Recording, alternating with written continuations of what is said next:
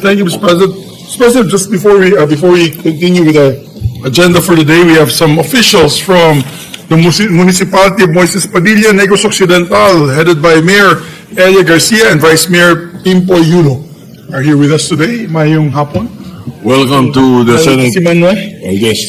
And also, we have, I see also Mayor L.A. Ronto is here with us from Quezon Province. Bayan ng Infanta? Infanta ka, no? Infanta, Quezon, Mr. President. Okay, welcome to the Senate. Mr. President, our dear colleague, Senator Ronald Bato de la Rosa, would like to avail of the privilege hour. May we recognize the good gentleman, Mr. President. Senator Ronald De La Rosa is recognized.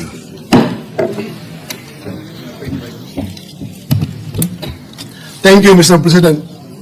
Mr. President, today I rise on a matter of personal and collective privilege. Last March 11, 2025, former President Rodrigo Duterte was allegedly kidnapped by International Criminal Police Organization, Interpol, with indispensable cooperation from our authorities. He was then handed over to the International Criminal Court. Counting from today, it has been more than 6 months since that fateful day. Halos 7 buwan na po mula noong araw na sa pilitang kinuha sa atin o kusang sinuko ng kasalukuyang administrasyon ang presidenteng mahal ng napakaraming Pilipino. Just this morning, I read a social media post on the official page of our Vice President Sara Duterte about alleged sham welfare checks conducted on former President Rodrigo Duterte. Let me quote her statement.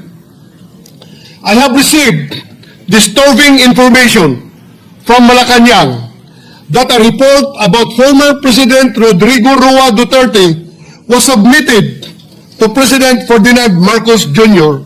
by the Philippine Embassy in The Hague. The officials entered the detention unit under the false pretense of conducting a welfare check and interviewed former President Rodrigo Roa Duterte.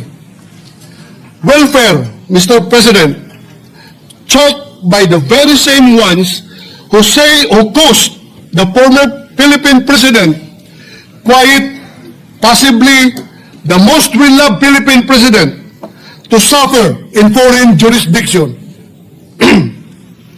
Anong klaseng welfare kaya ang kanilang sinisiguro? At kaninong welfare? Bold of them to assume that they are in any position to look into his well-being, when in the very first place, securing his well-being should have meant utmost respect for his person, as well as refusal to surrender him to a foreign court. Not because he was the 16th President of the Republic, but perhaps more importantly, because he is a Filipino. How could those who, months ago, could hardly follow proper legal procedure be now expected to conduct a lawful welfare check? At sa tingin niyo ba, Mr. President, komportable si former President Duterte na kasama ang mga opisyal na ito? Sila na bahagi ng administrasyon na dumakip sa kanya. Hindi ba, in layman's terms, kung na-high blood ka sa isang tao, mas gusto mo na lang siyang iwasan? At kung makita mo siyang muli at magtatanong pa siya sa iyo ng kung ano-ano mga tanong tungkol sa iyong welfare, ay tiyak na maha-high blood ka lang ulit. Isn't it safe to assume that their presence merely reminded President Duterte of the grievous injustice he was made to face on that fateful day in March this year? Gugustuhin ba ng isang tao na tumanggap ng dalaw mula sa mga nilalang na maaaring maging sanhi ng pagpulo ng kanyang dugo welfare check ba ito o operasyon para mapaikli ang buhay ng dating Pangulo? Kaninong welfare ba ang gusto nila niyong mapabuti? Baka ang mainam ay bulahin niyo na lang ang inyong mga sarili. Huwag niyo nang sayangin ang buwis ng taong bayan sa inyong kasinungalingan. Huwag niyo nang idamay ang dating Pangulo sa pagpapalapag niyo ng papel. Sabi nga ng mga inspirational post sa social media, you cannot heal the same environment that hurt you. You cannot heal the company of those who merely stood and watched while you were harmed. Ang tingin ba ng administrasyon na ito ay hindi kayang alagaan ng kanyang pamilya si former President Duterte? More to the point, what was the interview for? Paano kaya nila pakikinabangan at gagamitin ang findings nila tungkol sa welfare niya? Para saan? Sa pilitan nyo na ngang ipinadampot sa mga dayuhan, pupuntahan nyo pa sa kulungan nang wala malang abiso sa pamilya. Isn't that adding insult to injury? Can't you, just for a while, cut the old man some slack? Mamahinga naman kayo mula sa pagdaragdag ng sama ng loob kay Tatay Digong. With all due respect to our Philippine Embassy in The Hague, I, along with so many of our fellow Filipinos, ask for answers. Mr. President, ever since this year began, I can no longer count the number of issues that have plagued our country and demanded always our utmost attention. Often our deepest outrage, I believe I need not enumerate them anymore. And just last week, Mr. President, we began our 100-day countdown to Christmas. Therefore, I would not take it against the ordinary Filipino if they happen to forget what happened on March 11, 2025. But I haven't forgotten. If PRRD to some, Tatay Digong to so many of us, and Mayor Rudy for me, is a man whose destiny clearly, unequivocally preceded him.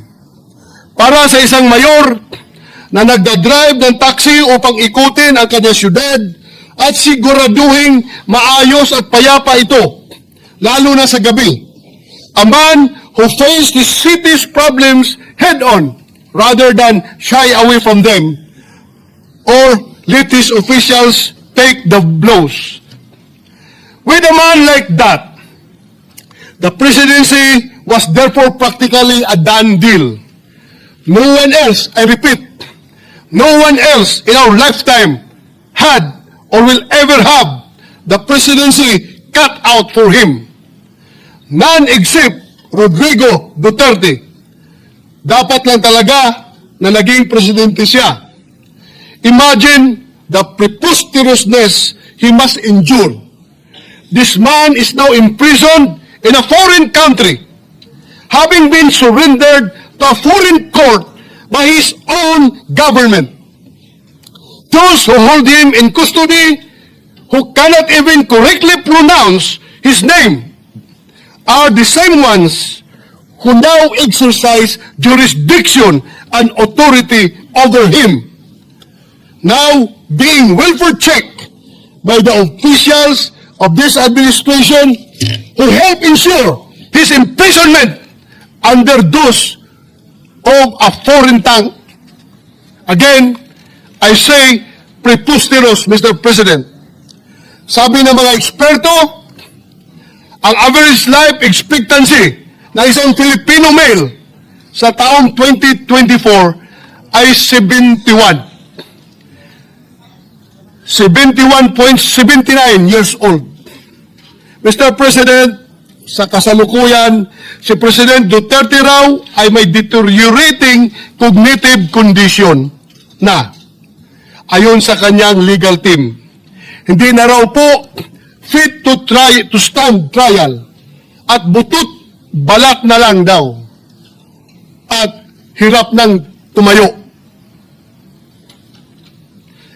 Kung pagkaisipin, kung nasa 72 years old ang life expectancy ng isang lalaki dito sa atin, ibig sabihin, si President Duterte ay nabigyan na ng Panginoon ng bonus. Almost 10 years. He is now 82 years old. Siyempre, pinagpapasalamat natin yan. And yet,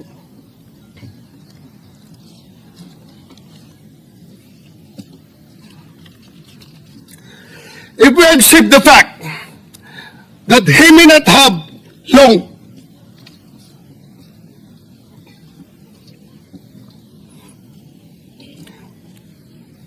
I hope with all my heart that he leaves this world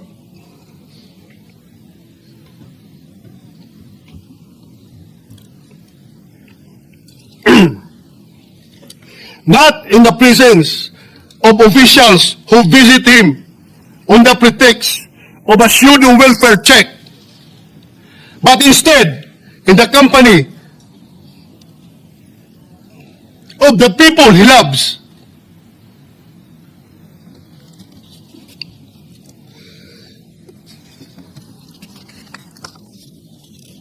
And who truly care for him. Since none of us here can even hope to match his patriotism, let us at least strive to be half as nation-loving as he was, as he still most certainly is. Kung gusto po natin magpakita ng malasakit sa ating dating Pangulong Duterte. Kung talagang gusto po natin masiguro na lagi siyang nasa mabuting kalagayan, ang nakikita ko pong isa sa mga solusyon ay masuportahan ng bulwagang ito ang kanyang interim release. Or more conservatively, let us at least take up proposed Senate Resolution number 18 or resolution expressing the sense of the Senate strongly urging the Philippine government to advocate before the International Criminal Court for the interim release of former President Rodrigo Rua Duterte in a form of house arrest arrangement in a residence in The Hague, the Netherlands. Hindi naman siguro kalabisan ang hiling na yan. Sa tingin ko ay hindi naman sobra. Lalo na magpapasko na. I therefore urge this august body for proposed Senate Resolution number 18 to finally be included in our agenda. I am asking this not just as a senator, but as a Filipino.